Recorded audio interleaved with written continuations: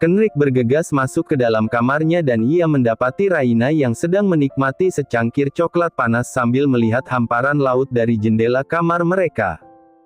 Sebuah ponsel tergeletak di bawah kaki wanita itu. Sengaja dibuang atau terjatuh, Kenrick tidak ingin berspekulasi dengan kemungkinan apa yang baru saja terjadi. Sayang. Kening Kenrick mengernyit, menatap Raina yang masih berdiri membelakanginya. Ia tahu, tubuh wanita itu sedikit bergetar. Ada apa? Kenrick berdehem pelan, kenapa kau berteriak? Tanyanya lagi dengan suara yang lebih lembut dari biasanya. Pria itu berjalan menghampiri Raina lalu mengusap puncak kepala istrinya dengan sayang. Kau ketakutan. Raina menoleh ketika mendengar suara Kenrick.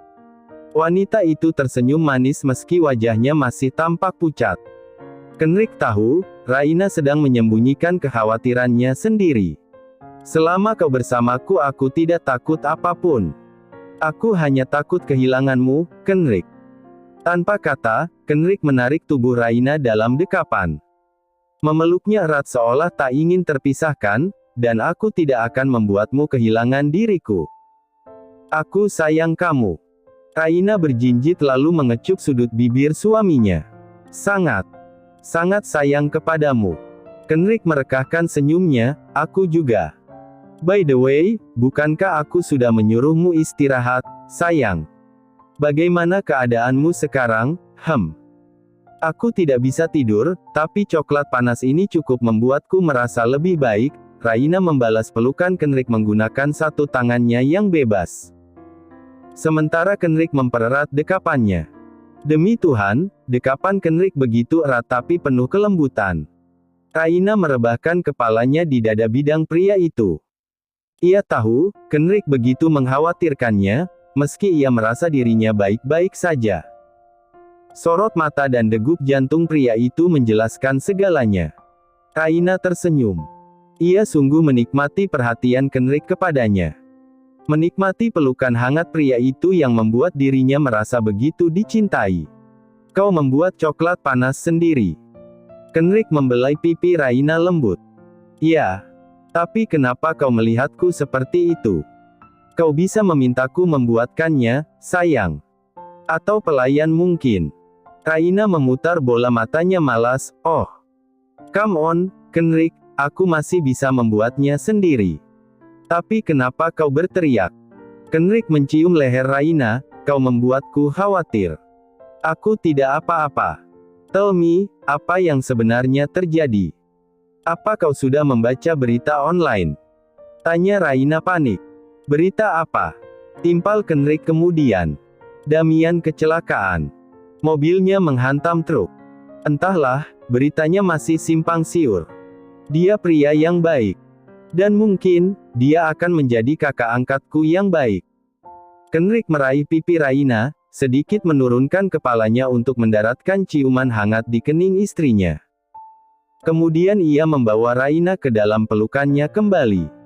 Semua akan baik-baik saja, sayang. Jangan khawatirkan apapun, Kenrick menenangkan Raina, meski aku tidak begitu suka padanya, aku yakin dia akan baik-baik saja. Terima kasih.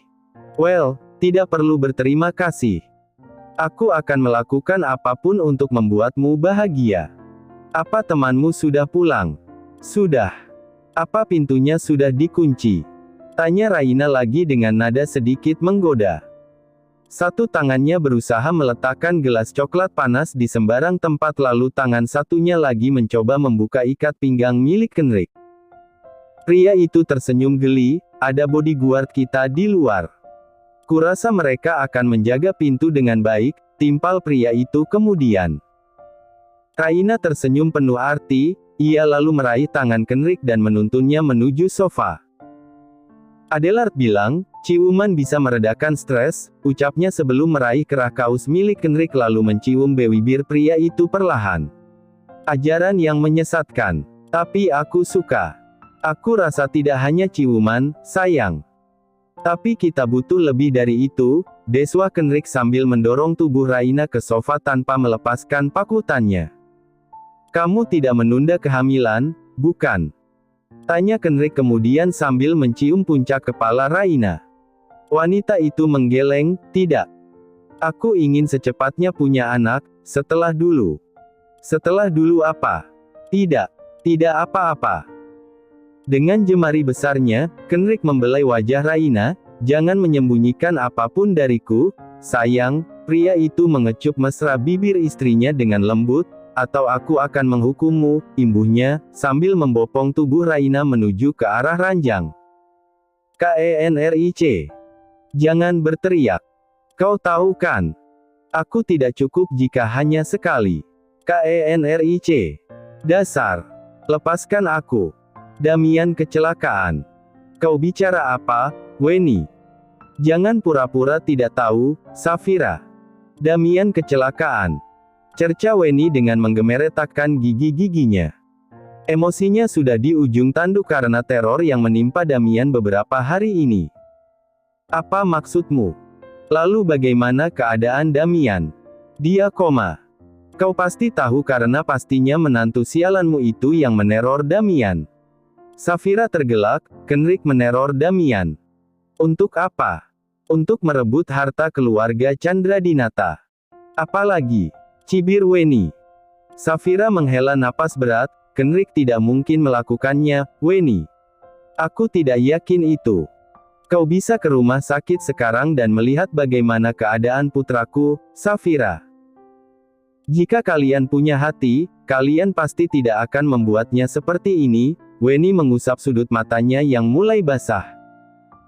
Ia membelai lembut wajah pria yang kini terbaring tak berdaya dengan berbagai macam peralatan medis di tubuhnya. Damiannya. Damian Chandradinata putra angkatnya. Anak yang diambilnya dari panti asuhan dan dibesarkan dengan tangannya sendiri setelah dokter memvonisnya tidak bisa memberikan keturunan untuk keluarga Chandradinata. Ia mencintai Raina. Sungguh. Tapi Raina tidak pernah mencintainya, dan malah menganggap dirinya sebagai perebut sang papa, Tony Chandradinata, suaminya, yang juga suami Safira, ibu kandung Raina. Karena itulah ia mengambil Damian untuk mengobati perasaan sepinya saat Tony lebih memilih tinggal bersama Safira dan Raina daripada bersamanya. Dan sekarang, Damian mengorbankan dirinya hanya untuk menyelamatkannya. Ya Tuhan.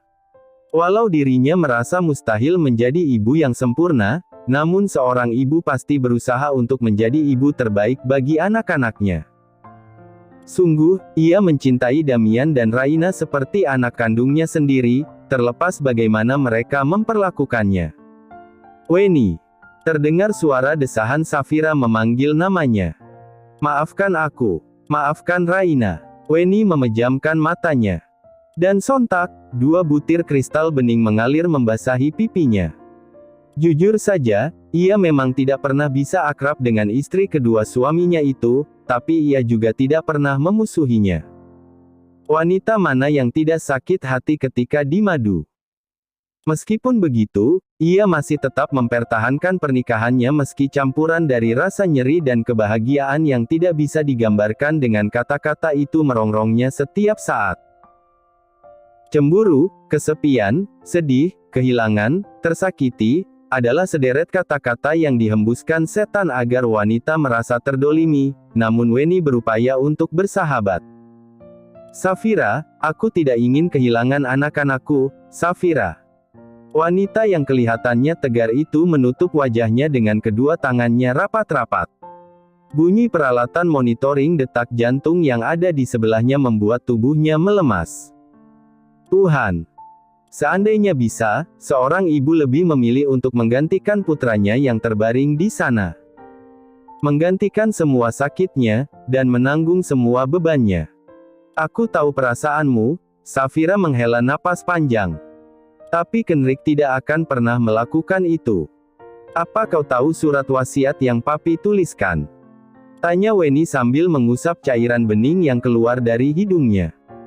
Tidak, desah Safira perlahan. Aku sudah bercerai dengan Tony, ketika surat wasiat itu dibacakan bukan? Aku tidak hadir di sana sebagai wali dari Raina. Bahkan aku tidak hadir saat pemakaman Tony. Aku sudah melepaskan semua hak kami Weni. Kau tahu, selama ini aku merasa berdosa denganmu, dan Tuhan menghukumku dengan penyakit ini. Papi meninggal saat ulang tahun kelima Raina. Mata Weni menerawang menatap langit-langit rumah sakit. Apa kau ingat? Ya. Lalu kau dan Raina pergi dari rumah besar keluarga Chandradinata.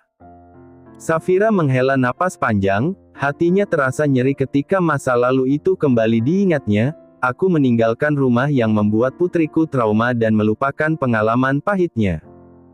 Dan Tony lebih memilih tinggal bersamamu daripada denganku. Safira menelan salivanya susah payah, aku minta maaf untuk itu. Tidak apa-apa, karena aku tahu, cinta tidak bisa dipaksakan Safira. Safira terkekeh pelan, dan setelah Raina mengetahui aku perebut yang sesungguhnya, ia memintaku bercerai dengan Tony, Weni. Tony meninggal beberapa bulan setelah bercerai denganmu.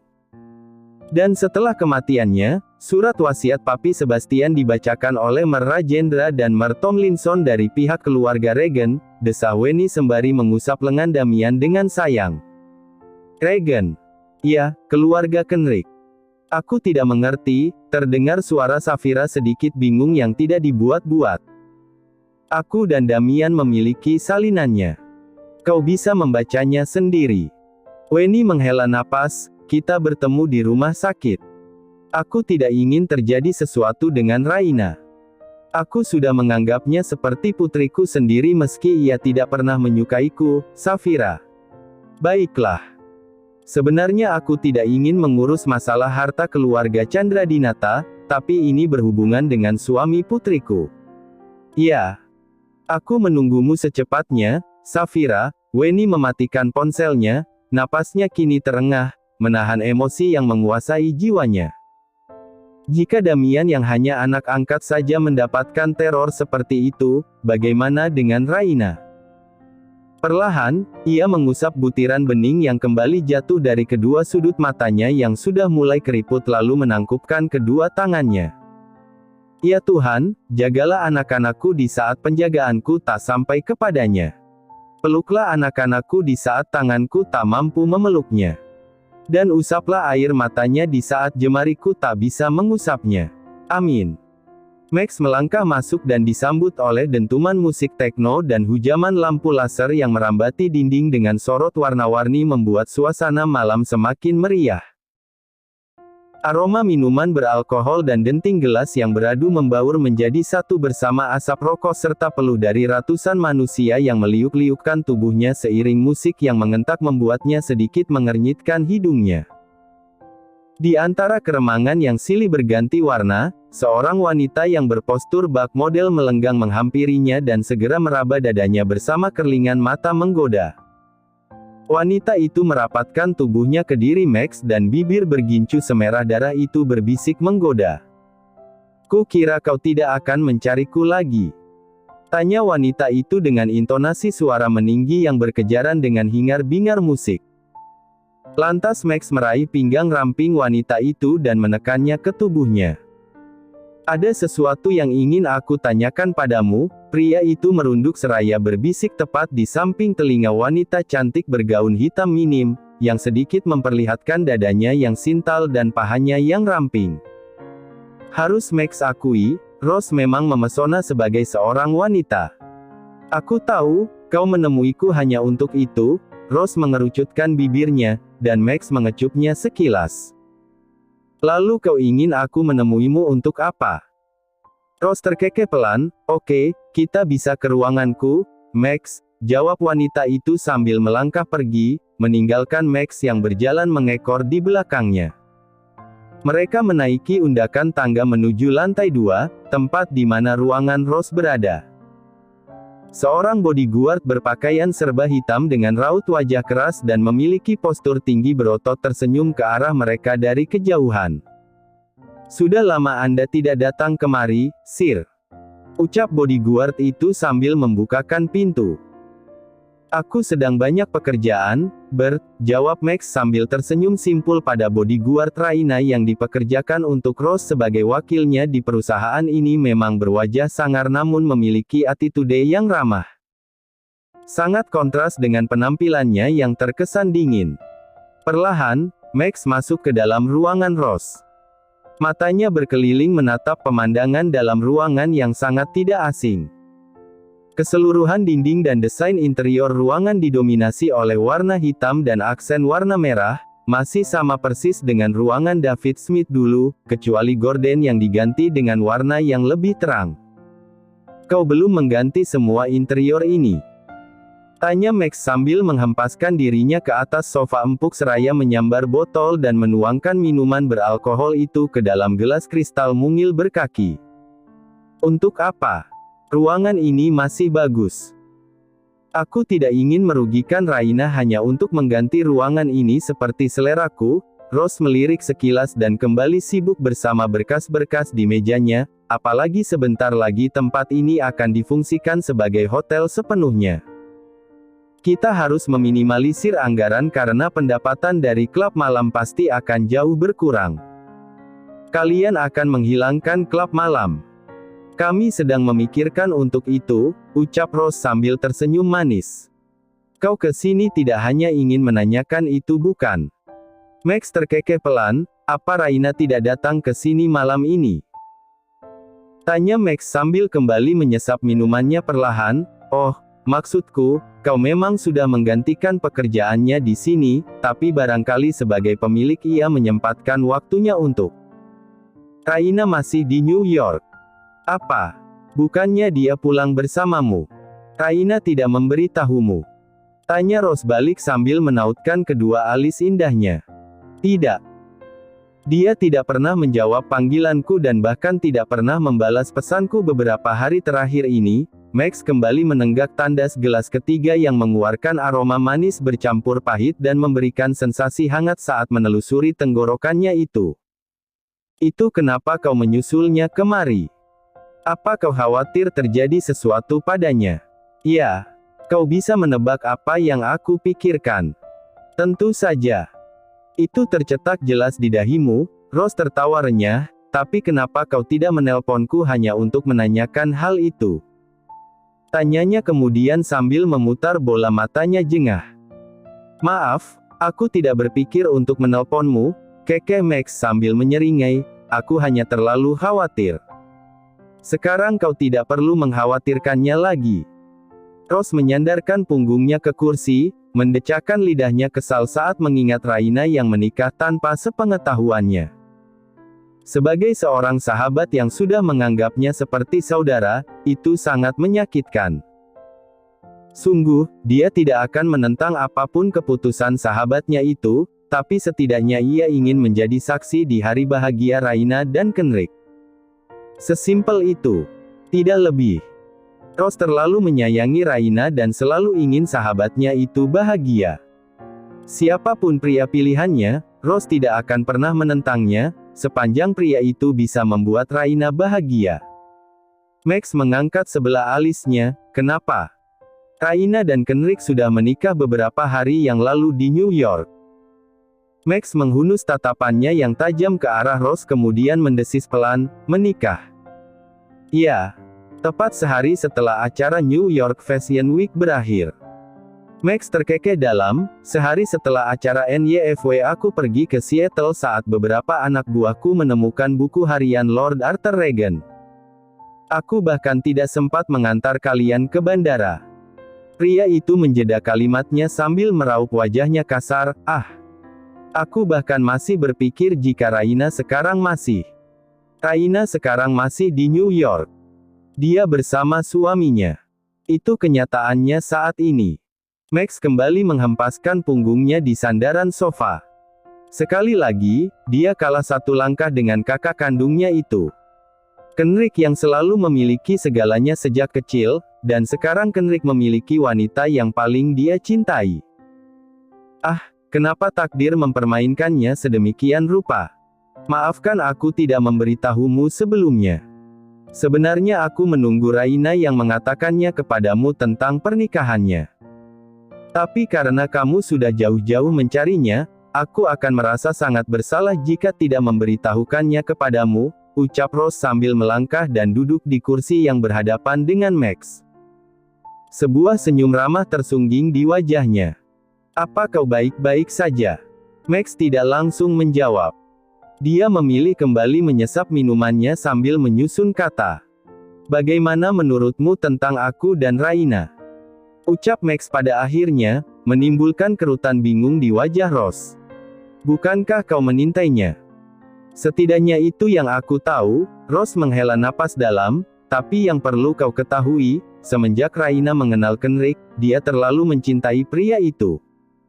Jadi, lupakan Raina, Max. Kau juga berhak untuk bahagia. Kali ini giliran Max yang terdiam. Pria itu mengalihkan tatapannya ke arah lantai. Tampak enggan berbicara. Apakah sudah tidak ada kesempatan lagi untukku? Mereka sudah menikah, balas Rose datar, mereka juga saling mencintai. Apakah cintamu tega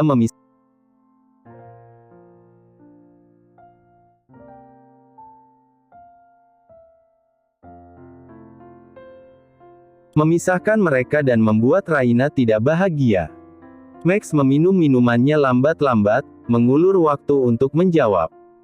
Tentu saja aku ingin dia bahagia. Pria itu berhenti sejenak, meletakkan kembali gelasnya dan menyandarkan diri pada punggung sofa. Matanya menerawang jauh, meskipun sebenarnya aku ingin dia bahagia bersamaku. Rose menggeleng, aku sebenarnya lebih menyukaimu yang bersama Raina daripada Kenrick. Pria itu pernah melukai Raina cukup dalam. Tapi jika Raina mencintainya, aku bisa apa? Wanita itu menghela napas lagi, sekarang aku hanya bisa berharap, Raina tidak kembali salah dengan pilihannya. Ya, semoga. Aku juga ingin Raina bahagia. Belum sempat Max menyelesaikan kalimatnya, pria itu mendecakkan lidahnya lalu menekan dadanya kuat-kuat. Dia berhenti berbicara ketika secara tiba-tiba sesuatu yang aneh terjadi pada tubuhnya. Entah apa yang terjadi. Detak jantungnya mendadak menjadi berdentam tak normal, dan pada sebagian besar tubuhnya terasa panas membakar. Kau kenapa? Tanya Rose sambil menaikkan sebelah alisnya, apa kau sakit? Aku akan panggilkan dokter untukmu. Menarik napas dalam, Max menggeleng memilih mengabaikan rasa tak nyaman yang mendadak menyerang. Apa kau yang melakukannya? Tanyanya dengan mata memicing ketika merasakan suhu tubuhnya kian meningkat. Pria itu memalingkan wajah ke kanan dan ke kiri dan berhenti pada minuman di atas meja yang sedari tadi diminumnya hingga isinya hampir tandas sepenuhnya. Kening Rose mengernyit dalam, apa yang aku lakukan? Max menggeleng ketika merasakan tubuhnya semakin terbakar. Tangannya sudah mengusap leher yang telah basah oleh kucuran keringat. Padahal ia sadari ruangan Rose ini cukup dingin, dan dia tidak sedang mengenakan jas. Hanya pakaian kasual biasa yang sering ia gunakan waktu tidak berdinas. Kau menaruh obat apa dalam minuman yang aku minum, Rose? Tanya Max dengan nada tinggi. Pria itu melihat wajah Rose yang berkerut keheranan sambil menggeleng keras-keras. Wanita itu terlihat ketakutan dan sorot mata khawatir yang tidak dibuat-buat. Ia yakin, Rose tidak akan melakukan perbuatan nista ini hanya untuk menjebaknya. Merasa tidak sanggup dengan tubuh yang seperti terbakar, Max berjalan ke kamar mandi. Mengguyur tubuhnya dengan air dingin sepertinya akan bisa meredam gairahnya ketika panas di tubuhnya mulai menjalar ke area pribadinya. Sesuatu yang belum pernah ia rasakan selama ini. Panas yang membakar dan begitu menyiksa, diiringi sebuah sakit yang mendamba pelampiasan. Dan Max sangat tahu apa yang kali ini tubuhnya inginkan.